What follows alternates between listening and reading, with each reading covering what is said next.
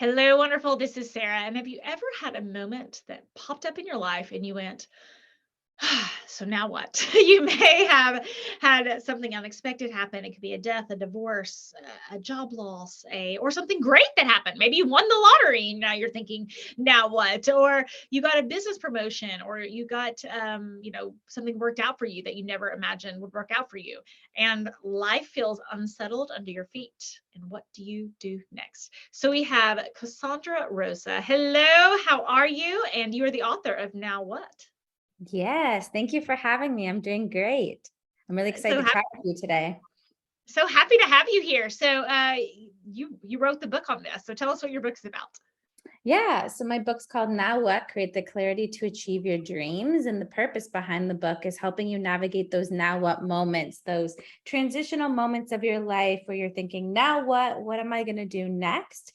And the book walks you through like 3 steps of helping you clear your thoughts and your energy that are kind of keeping you stuck, help you get really clear about what you want next, and then helping you create that momentous action and co-creating that experience with the universe. And what was really important for me when writing this book is not only to share the stories and the things that help me navigate my now what moments, but also interactive exercises throughout the courses of the book. Because I don't know about you all, but when you're reading a personal development book and they give you something to do, they don't give you space to write. You're walking around, you're going to the beach, you're going to the park, wherever you are to read a book, and you're holding the notebook, you're holding the book, you're holding your pen. So I wanted it to be as much a book as a little workbook that people can use to navigate through and have a breakthrough. And the feedback has been amazing from my clients and people that have entered my world to see, even that one breakthrough is so essential to helping you find clarity of what's next. And it's funny that I was thinking in my head, clarity, clarity, clarity, as you were talking, right? Because Mhm. you pointed out 3 words that I want to say to our listeners again. So you said clarity, which means, okay, this is what's going on, right? And then co-create, Mhm. right? And so if someone is unfamiliar with that word, the way I think about it is really like, personal ownership for your life. Like you can pray and then you take, and then you're also responsible for things, which is leads us to the third word is action, right? So Mhm. clarity, co-create, action. That's what I heard. Is that kind of your method?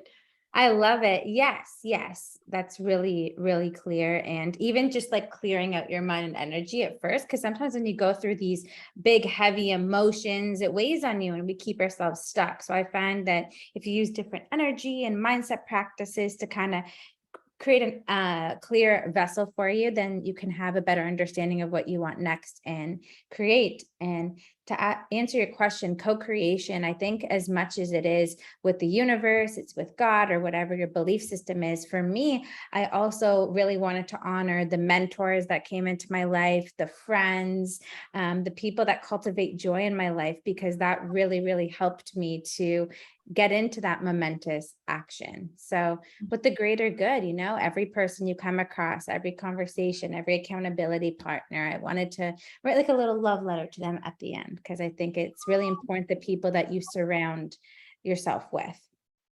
So I will say, in this work of doing my own self work, working with other people, talking to other people who are doing their own self work, um, no one heals alone. No one does it by themselves, right? And so I think fear and learned helplessness, or, if you've been in a controlling relationship and there's that idea that it's like, I've got to figure it out. I've got to do it myself. And it's this tricky thing because we do have to take ownership for our own lives. No one is coming to save you. Yeah. And you've got to save yourself and you can't do it by yourself, right? It's Mhm. confusing. How do you explain that to people?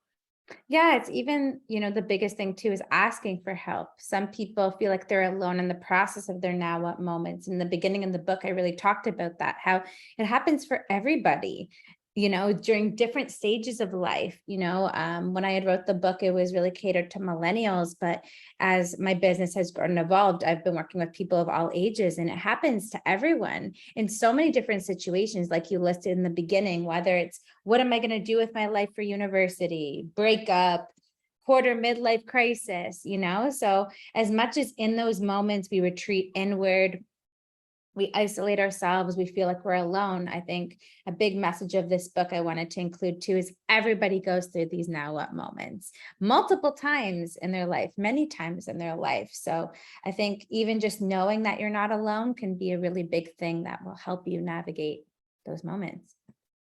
So if someone is having a now what moment and Mhm. first step in gaining that clarity, what advice do you have for people on getting clarity? Yeah. So the first step is really being present with your emotions and your energy and catering to that first. So whether it's journaling about your frustrations or doing a simple meditation to clear your energy and get out of your head and get kind of connection inward. I think that that's really, really, really important because if you're forcing clarity out, but you're feeling emotionally all over the place and your energy is all over the place, it can delay the process of finding clarity. And then the second piece is So, really, can I stop you before you get in the second piece? yeah, There's talked about energy clearing, yeah. and I know that's something with my own clients, like completing the stress cycle or changing my energy. And I had um, something happen last night, and I had someone who was really close to me kind of choose to do. They basically said they'd prefer to do something with someone else other than me, and it was sad, Mhm. right? Yeah. Because that hurts my feelings. And so personally, I was like, okay, I shook it off. I connected with someone who I did feel close to and feel connected to. Uh, my husband tried to offer me dessert. I did not take it. Though sometimes in the past I have. Not the best choice, but sometimes it's my choice. What advice do you have for that energy clearing? Yeah, so meditation is huge, simple, just stillness, going inwards, breath work, taking a few deep breaths to just kind of disconnect from your mind and reconnect with your body, going out for a walk, putting on your favorite song and dancing. It looks different from everyone. And I think that sometimes when you think energy clearing, people automatically go to exclusively the woo woo ways. And I'm totally woo woo. I love those ways. But if they don't resonate with you, it's just finding something that will bring you joy and make you feel energized and happy in that moment, even in those days and those moments where you just want to be under the covers in your bed and not leave your bed. It's getting out and being in joy and feeling good, as simple as that may sound. Well, right. And it's not spiritual bypassing. It's Mhm. not anything like that, right? But we also don't want to, our body has chemicals, right? And so there's a chemical of sadness, there's a chemical of anger, there's a chemical. And so we don't want to practice like, I'm just sad all the time. Like my body is confused when it's not sad, right? So sometimes when I think hearing that and recognizing that, okay, we don't want a spiritual bypass, we want to complete the Aw. cycle. And we don't want to practice Yeah. sadness as our normal state of being. Right. I feel like that moment of where I felt the switch, and I know speaking to a lot of my clients, they feel the switch is like when you're ready for change, when you felt the feels, when you've cried about it, when you've journaled about it, when you vented about it, there is kind of like this pivotal moment of like, okay, I'm ready for what's next. I feel complete with moving through the emotions. I feel complete about being through the thick of it, and I'm ready for what's next. That's when you can do these tools to kind of expand your energy and cultivate the change that you want to see in your life. Mhm. Okay, so what is step 2? I wanted to talk about energy clearing a bit. So what is step Yeah. 2? No, I love energy clearing. Step two is really just cultivating and understanding what's next. And this is kind of in this space where we can get into the gratitude of where we are in this present moment and really start to think and dream big. So, like, what are the things that I desire most? What are the things that I want to put on my vision board? What do I want my day to look like going forward? And it's allowing us to just to dream big, as simple as it may be, and be in this like childlike wonder and really see the world as our oyster again. And sometimes in that moment it's like, well, I don't know what's next. It's like, well, what's most important to you right now? Is it your personal growth? Is it your health? Is it business? Is it career? Really starting there and saying, like, if I was the most confident version of myself, what would I choose to achieve? And starting there. Mhm. I saw an Instagram post about cycle breaking for kids, and it was saying, what cycle are you breaking for your kids? And one of the things were dreaming big. And I just want to say this is such a new phenomenon in human history, right? Because generations before, they really didn't have the same opportunities that we have, right? And so their skill set, as may have been appropriate for that time, is like, well, let's just make the best of things because, people used to have 10 kids because they assumed a few of them were going to die. Right, Like, that was right. not that long ago in human history, right? Mhm. And so I was like, well, we need farm hands and let's have extra. And then, so when one dies, we have some, extra kids like to work the Yeah. farm. I mean, so I want to say our parents may not have modeled this as Mhm. well for us as they maybe, could have, but it's not necessarily their fault because, Yeah. their parents were of the generation of you have spare children in case one dies, right? So we are Right. only like 2 generations in this process. But I thought Yeah. it was interesting talking about cycle breaking that for your kids. Oh, yeah. I know from my experience, my parents are like the dreamers, but like the implementing your dream, I feel like is something different, you know. My dad immigrated to Canada from Italy when he was 8 years old, and he had to fulfill his parents' dreams of what they wanted for them and experience those pressures and whatever it may be. But then I think it's, once you arrive to a country of opportunity, you see the infinite possibilities and you have the dreams, but it's kind of this like quite catch 22 because you still want to fulfill the family's desires. So I think it's one thing to dream, but to implement and take action upon the dream, I think is what this generation and the people that are living in this time are finally doing, which is so, so, so exciting. I watched a Netflix show about it was about an Indian family, and it was really interesting because they put their hands up. Those listen to the podcast, I've got both hands up, and they were saying, "What makes you happy? Family. What makes you happy? Happiness, family. Happiness, family." As Yeah. if like those two cannot coexist, and it was just really interesting, like conservative cultures of all types, of all religions, of all faith backgrounds, of all continents, right? And just kind of that like expectation of family. My heart goes out to your father and Yeah. balancing that. And I know a lot of my listeners can have probably felt like happiness, family, happiness, Yeah. family. Yeah. Yeah. Break our children and not put the burden of our happiness on our children's backs.